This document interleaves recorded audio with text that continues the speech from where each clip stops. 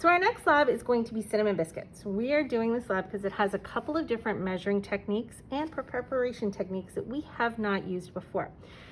We're gonna start with getting our pan ready. We have a cookie sheet here. It has just one little lip, and we wanna make sure that lip is always facing us. This works really well because the sides are all open, so that the air is gonna circulate most evenly.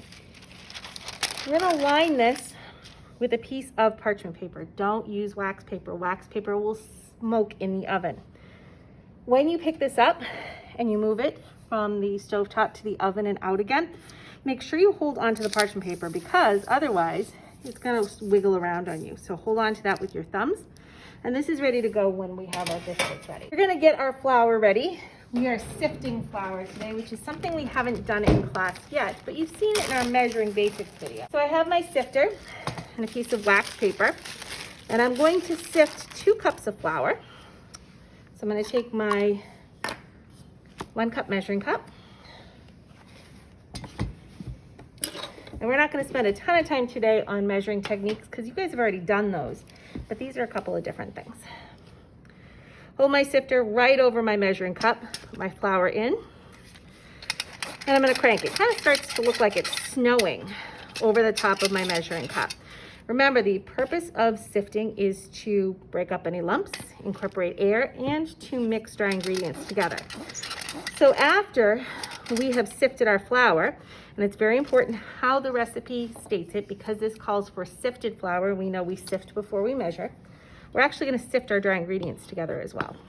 So I'm going to level that off, set that aside. Grab myself another measuring cup because I only took out 1. And I'm gonna sift another cup of flour. If I didn't take the time to do this, what would happen is I would end up with some really dry biscuits. All right, with the sifter, remember, you're not gonna wash it. You are gonna wipe that out with a dry paper towel, fold up the wax paper, and put it into the bag. All right, we're gonna set those aside. I'm gonna pick up my wax paper, lift it up, and I can dump my excess right back into my canister. And then I can set my flour aside. I'm gonna grab my bowl, and my recipe tells me to sift together my flour, baking powder, salt, and sugar into a medium bowl. So I'm gonna stick my sifter right in here. You always wanna start with the flour. If you put the sugar in first, it goes right through. Put in my 2 cups of flour. And I have pre-measured my sugar, salt, and baking powder. So those are right in here.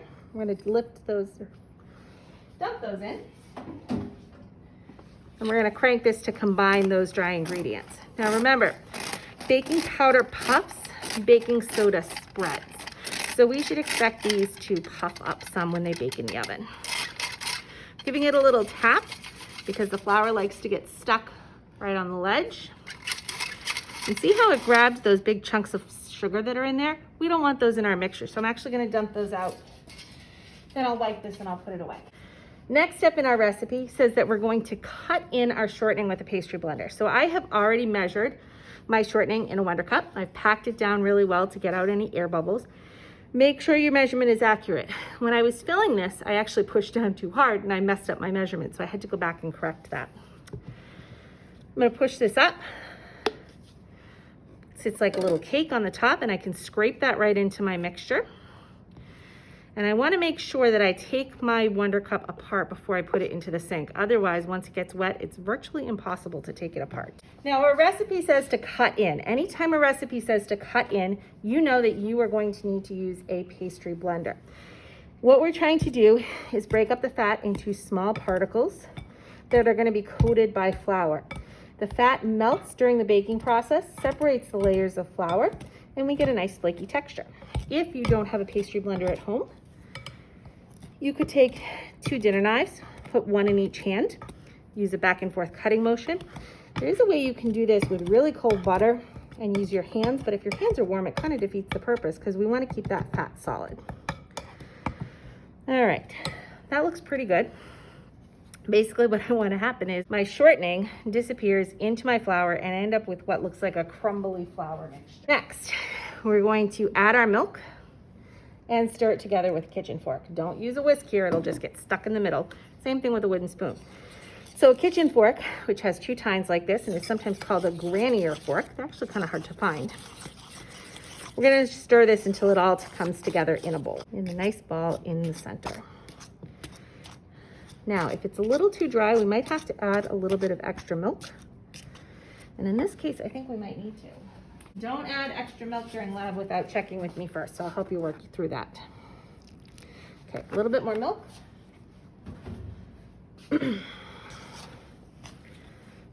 Just to bring it all together. Try to keep it into the bowl, not make a mess like I am right now.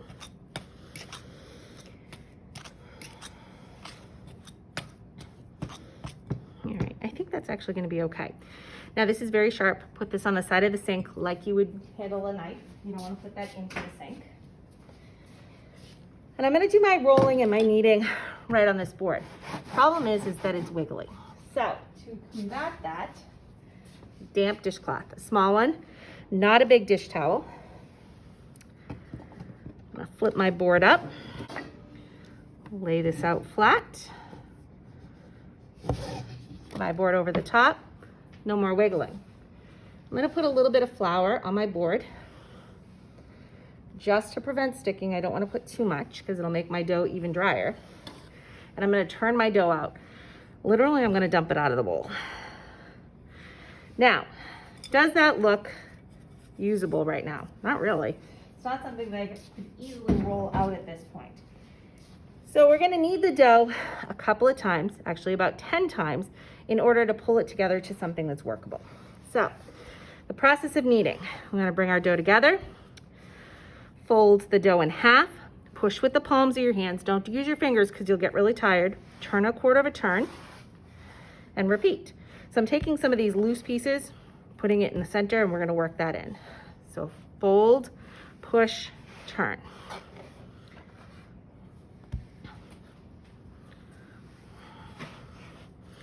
This dough is really dry today. I probably should have put a little bit more milk in it.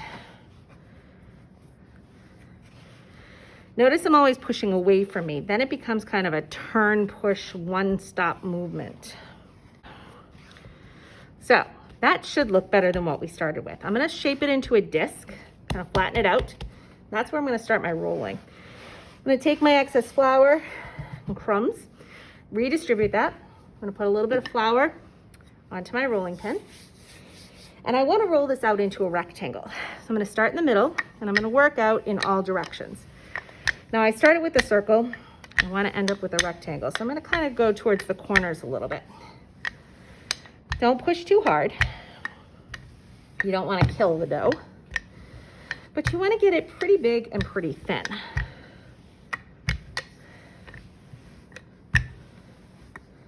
So notice I'm starting in the middle, working my way out in both directions. I can go to the corners if I feel like the corners aren't shaping well.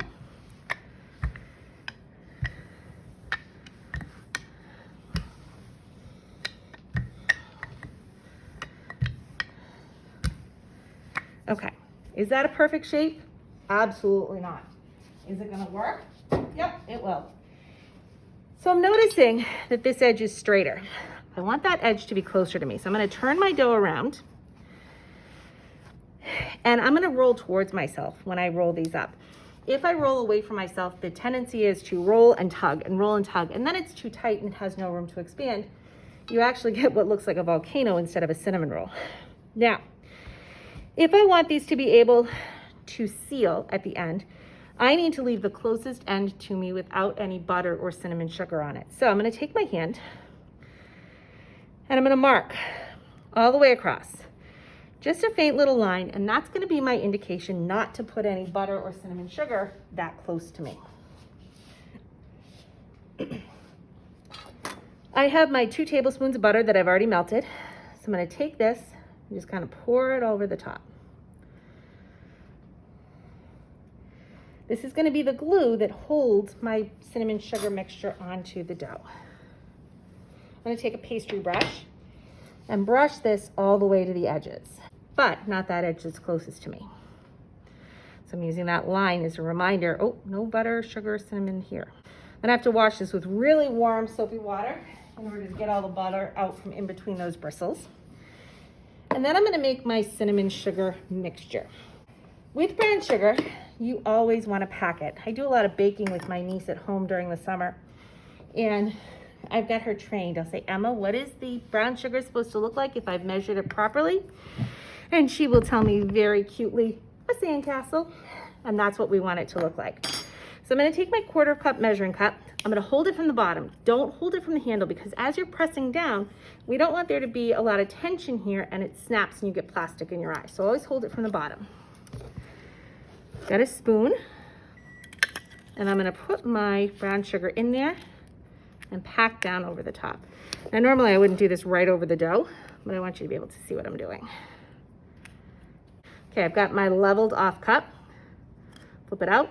There's my sandcastle. That's exactly what I'm looking for. I'm gonna add that to my bowl with my already measured cinnamon. And I just wanna mix the two of them up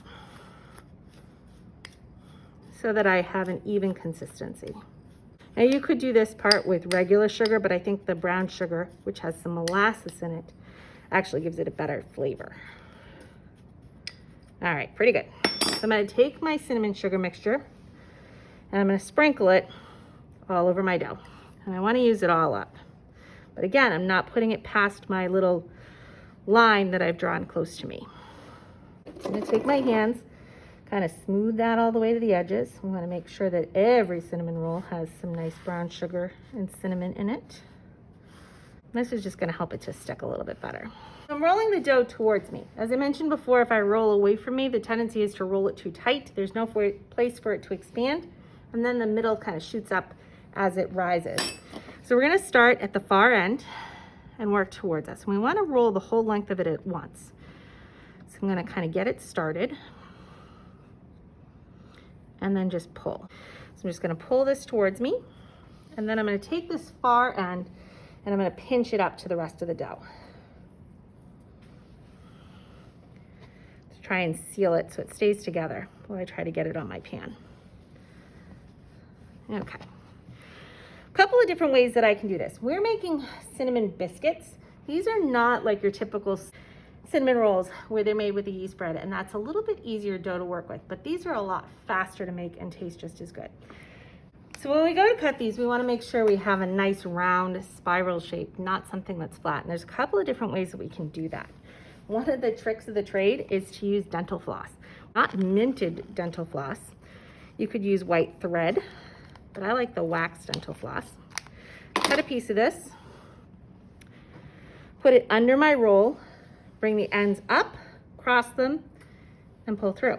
This particularly works well if you are doing this regular traditional cinnamon rolls because the dough is so much softer. One more this way and then I'll show you another way. So I'm cutting these about 1 inch thick, and I want them to be very similar in size, otherwise they won't bake evenly. So we get our nice spiral. Or my other option is to take a serrated knife with the jagged edge, and I'm gonna go back and forth in a sawing motion, being very careful not to smush it down. My last one, it's not gonna look so pretty, but it'll still taste good. We're gonna arrange these onto our baking sheet, spacing them out so that they have room to expand. These are gonna go into the oven just for about 10 minutes. So it's cooked at a very high temperature, 425, for a short period of time. You want them to be nice and golden brown before they come out of the oven, and that's how you can tell that they're done. Looks just like that. And again, I wanna make sure I'm holding on to that parchment so it doesn't slide all over the place. I'm gonna set my timer, and when it comes out of the oven, I'm gonna put it onto a cooling rack or onto my stovetop so I don't damage the counters. Okay, so my timer just went off, and in the 10 minutes while my biscuits were baking, I had enough time to get all my dishes done and my counter cleaned up. But I've checked, they're nice and golden brown. I'm gonna grab my pot holders, 2 hands, 2 pot holders, use both hands to take them out. And I'm gonna lift this out of my oven and put it onto my cooling rack.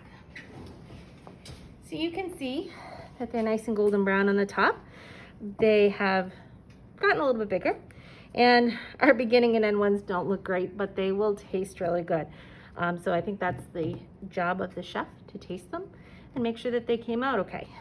Can't wait to see what yours look like.